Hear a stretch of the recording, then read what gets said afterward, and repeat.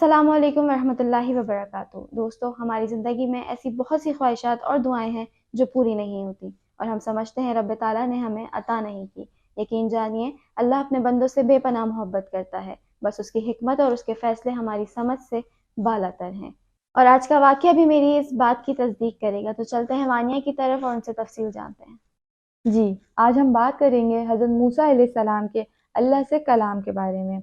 ایک روایت ہے کہ جب فرعون اپنے لشکر کے ساتھ دریائے نیل میں غرق ہو گیا اور حضرت موسیٰ علیہ السلام کو بنی اسرائیل کے ساتھ مصر میں قرار نصیب ہوا، تو ایک دن موسیٰ علیہ السلام کا اللہ تعالیٰ سے اس طرح مکالمہ شروع ہوا کہ حضرت موسیٰ علیہ السلام، خداوند، تیرے بندوں میں سب سے زیادہ تجھ کو محبوب کون سا بندہ ہے؟ اللہ تعالیٰ جو میرا ذکر کرتا ہے اور مجھے کبھی فراموش نہ کرے۔ حضرت موسیٰ علیہ السلام، سب سے بہتر فیصلہ کرنے والا کون ہے؟ اللہ تعالیٰ جو حق کے ساتھ فیصلہ کرے اور کبھی بھی خواہش انسانی کی پیروی نہ کرے۔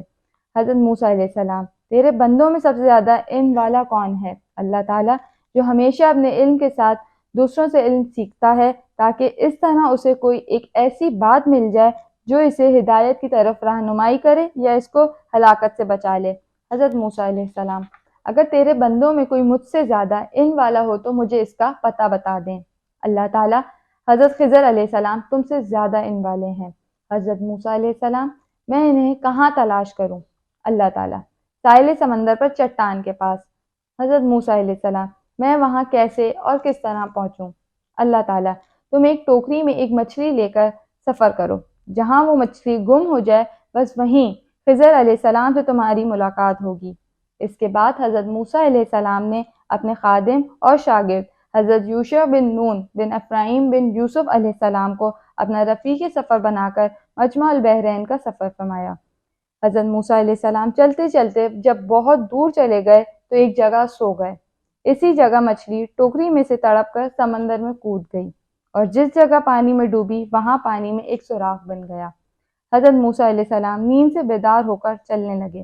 جب دوپہر کے کھانے کا وقت ہوا تو آپ نے اپنے شاگرد حضرت یوشع بن نون علیہ السلام سے مچھلی طلب فرمائی، تو انہوں نے عرض کیا کہ چٹان کے پاس جہاں آپ سو گئے تھے مچھلی کود کر سمندر میں چلی گئی، اور میں آپ کو بتانا بھول گیا۔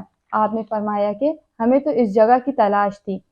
بہرحال پھر آپ اپنے قدموں کے نشانات کو تلاش کرتے ہوئے اس جگہ پہنچ گئے جہاں حضرت خضر علیہ السلام سے ملاقات کی جگہ بتائی گئی تھی۔ وہاں پہنچ کر حضرت موسیٰ علیہ السلام نے دیکھا کہ ایک بزرگ کپڑوں میں لپٹے ہوئے بیٹھے ہیں۔ جب حضرت موسیٰ علیہ السلام نے ان کو سلام کیا تو انہوں نے تعجب سے فرمایا کہ اس زمین میں سلام کرنے والے کہاں سے آ گئے؟ پھر انہوں نے پوچھا کہ آپ کون ہیں؟ تو آپ نے فرمایا کہ میں موسیٰ ہوں۔ تو انہوں نے دریافت کیا کہ کون موسیٰ؟ کیا آپ بنی اسرائیل کے موسیٰ ہیں؟ تو آپ نے فرمایا کہ جی ہاں۔ تو حضرت خضر علیہ السلام نے کہا کہ اے موسیٰ، مجھے اللہ تعالیٰ نے ایک ایسا علم دیا ہے جس کو آپ نہیں جانتے، اور آپ کو اللہ تعالیٰ نے یہ علم دیا جس کو میں نہیں جانتا۔ مطلب یہ تھا کہ میں علم اسرار جانتا ہوں جس کا آپ کو علم ہے، اور آپ علم الشرع جانتے ہیں جس کو میں نہیں جانتا۔ پھر حضرت موسیٰ علیہ السلام نے فرمایا کہ اے خضر، کیا آپ مجھے اس کی اجازت دیتے ہیں کہ میں آپ کے پیچھے پیچھے چلوں تاکہ اللہ تعالیٰ نے آپ کو جو علوم دیے ہیں آپ کچھ مجھے بھی تعلیم دیں؟ تو حضرت خضر علیہ السلام نے کہا کہ آپ میرے ساتھ صبر نہ کر سکیں گے۔ حضرت موسیٰ علیہ السلام نے فرمایا کہ میں انشاءاللہ تعالیٰ صبر کروں گا اور کبھی بھی کوئی نافرمانی نہیں کروں گا۔ حضرت خضر علیہ السلام نے کہا کہ شرط یہ ہے کہ آپ مجھ سے کسی بات کے متعلق کوئی سوال نہ کریں یہاں تک کہ میں خود آپ کو بتا دوں۔ غرض اس عہد و معاہدے کے بعد حضرت خضر علیہ السلام نے حضرت موسیٰ اور یوشع بن نون علیہ السلام کو اپنے ساتھ لے کر سمندر کے کنارے کنارے چلنا شروع کر دیا، یہاں تک کہ ایک کشتی پر نظر پڑی، اور کشتی والوں نے ان تینوں صاحبان کو کشتی پر سوار کر لیا اور کشتی کا کرایہ بھی نہیں مانگا۔ جب یہ لوگ کشتی میں بیٹھ گئے تو حضرت خضر علیہ السلام نے اپنے جھولے میں سے کلہاڑی نکالی اور کشتی کو پھاڑ کر اس کا ایک تختہ نکال کر سمندر میں پھینک دیا۔ یہ منظر دیکھ کر حضرت موسیٰ علیہ السلام برداشت نہ کر سکے اور حضرت خضر علیہ السلام سے یہ سوال کر بیٹھے۔ تو حضرت خضر علیہ السلام نے کہا کہ کیا میں نے آپ سے کہہ نہیں دیا تھا کہ آپ میرے ساتھ صبر نہ کر سکیں گے؟ حضرت موسیٰ علیہ السلام نے معذرت کرتے ہوئے فرمایا کہ میں نے بھول کر سوال کر دیا، لہٰذا آپ میری بھول پر گرفت نہ کیجیے اور میرے کام میں مشکل نہ ڈالیے۔ پھر یہ حضرات کچھ دور آگے کو چلے تو حضرت خضر علیہ السلام نے ایک نابالغ بچے کو دیکھا جو اپنے ماں باپ کا اکلوتا بیٹا تھا۔ حضرت خضر علیہ السلام نے گلا دبا کر اور زمین پر پٹک کر اس بچے کو قتل کر ڈالا۔ یہ ہوش ربا خونی منظر دیکھ کر حضرت موسیٰ علیہ السلام میں صبر کی تاب نہ رہی تو آپ نے ذرا سخت لہجے میں حضرت خضر علیہ السلام سے کہہ دیا کہ تم نے ایک ستھری بے قصور جان کو کس کے بدلے قتل کر دیا اور تم نے بہت بری بات کی۔ حضرت خضر علیہ السلام نے پھر یہی جواب دیا کہ کیا میں نے آپ سے یہ نہیں کہہ دیا تھا کہ آپ ہرگز میرے ساتھ صبر نہ کر سکیں گے؟ حضرت موسیٰ علیہ السلام نے فرمایا کہ اچھا، اب اگر اس کے بعد میں آپ سے کچھ پوچھوں تو آپ میرے ساتھ نہ رہیے گا۔ اس میں شک نہیں کہ میری طرف سے آپ کا عذر پورا ہو چکا ہے۔ پھر اس کے بعد ان حضرات نے ساتھ ساتھ چلنا شروع کر دیا، یہاں تک کہ یہ لوگ ایک گاؤں میں پہنچے اور گاؤں والوں سے کھانا طلب کیا، مگر گاؤں والوں میں سے کسی نے بھی ان مسافروں کی دعوت نہیں کی۔ پھر ان دونوں نے گاؤں میں ایک گرتی ہوئی دیوار پائی تو حضرت خضر علیہ السلام نے اسم اعظم پڑھ کر دیوار سیدھی کر دی۔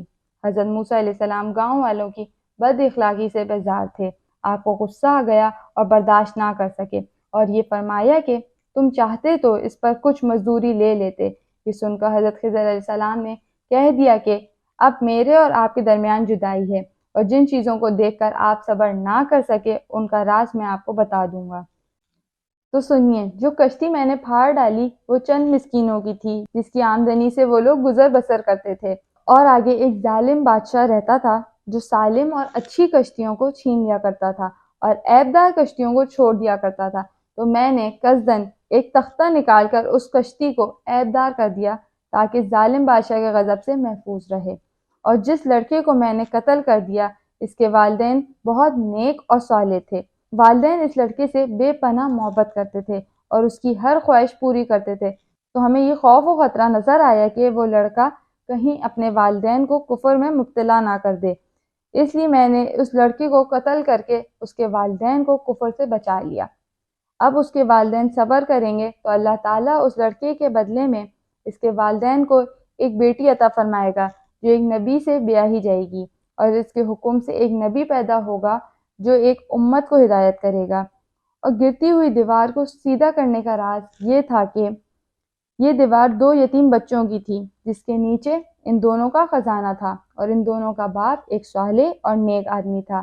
اگر ابھی یہ دیوار گر جاتی تو ان یتیموں کا خزانہ گاؤں والے لے لیتے، اس لیے آپ کے پروردگار نے یہ چاہا کہ یہ دونوں یتیم بچے جوان ہو کر اپنا خزانہ نکال لیں، اس لیے ابھی میں نے دیوار کو گرنے نہیں دیا۔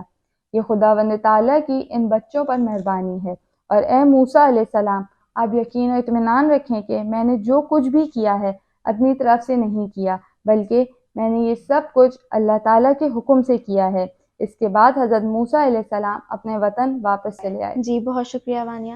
تو دوستوں، ہمیں اس واقعے سے پتہ چلتا ہے کہ اللہ تعالیٰ اپنے بندوں کی صرف بھلائی ہی چاہتا ہے، بس ہمیں اس کے بتائے ہوئے احکامات پر عمل کرنا ضروری ہے۔ تو آپ سے ملیں گے اگلے پروگرام میں، تب تک کے لیے اللہ حافظ۔